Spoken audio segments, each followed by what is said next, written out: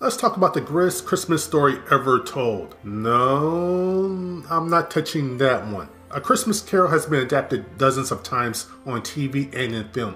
There's been about at least 27 film versions, I believe. It makes sense. It's simply not a film about stop being mean and being a good guy. It covers themes such as life, death, guilt, redemption, and depression if you think about it. If you're a fan of the story, then odds are you have your own favorite version. Mine personally would be the 1984 version starring George C. Scott as Scrooge. Maybe one day I'll talk about that one. For now, let's take a look at a forgotten adaptation of the tale. Did you know there was an animated version released in the 1970s and it won an Academy Award? Not only that, it first appeared on television. No? Don't remember it? Well, then let's take a look at it. Since this is one of the most well-known stories ever, I'm not gonna discuss what it's about. The special is 25 minutes long and Alastair Sim is once again in the role of Scrooge. He was in the 1951 adaptation. The story starts with narration by Michael Redgrave, and the first images is a dizzying camera shot beginning from the clock at Big Ben and ending at Scrooge's desk. The special follows the original story, mostly hitting the major beats. What I find interesting is the art style. It's realistic, but with the way the characters move, I thought maybe perhaps it was also a rotoscope. At times, it also had a very painterly art style. Other times, there's a sketchbook, storybook art style to the film sequences. One great sequence in the film is when Marley leaves. The souls around him at that moment reminded me of the painting The Scream by Edvard Munch. Another time, one moment, the film incorporated live action footage briefly. Because of the extremely experimental art direction used in the film, I was always engaged. Let's take a look at Alastair Sim's version of Ebenezer Scrooge, since he is the main character. In some iterations of the story, Scrooge comes off as being too over the top. He's more subdued in this version. Perhaps it's because Alastair Sim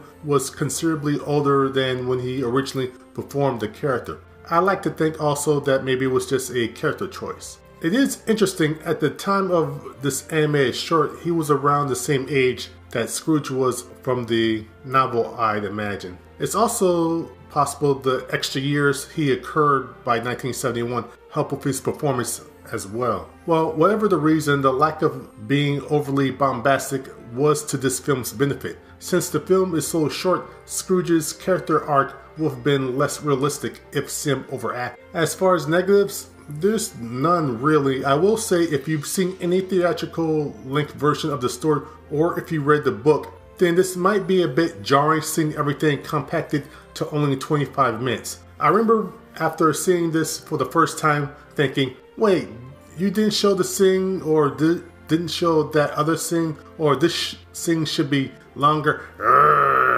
I got over it pretty quickly though. If you're a fan of Mickey's Christmas Carol, it's about the same length as this. So if you're okay with that, then you should be okay with this.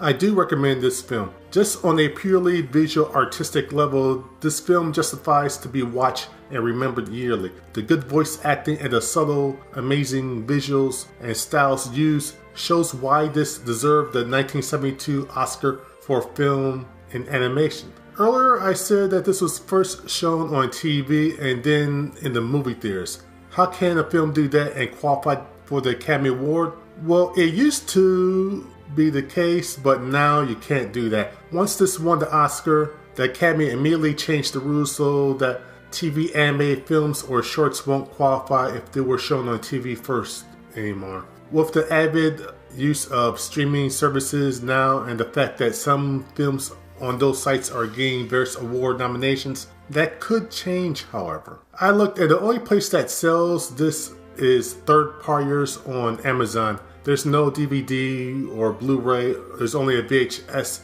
version of this and it costs $32.99. I only stumbled across this a few years ago on the internet, aka YouTube. If you can find it or buy it, I say watch it. It's short, wonderfully acted, and has at times a haunting and beautiful atmosphere to its visuals. If you like this video, then subscribe, comment below, and share the video. And until my next video, happy holidays.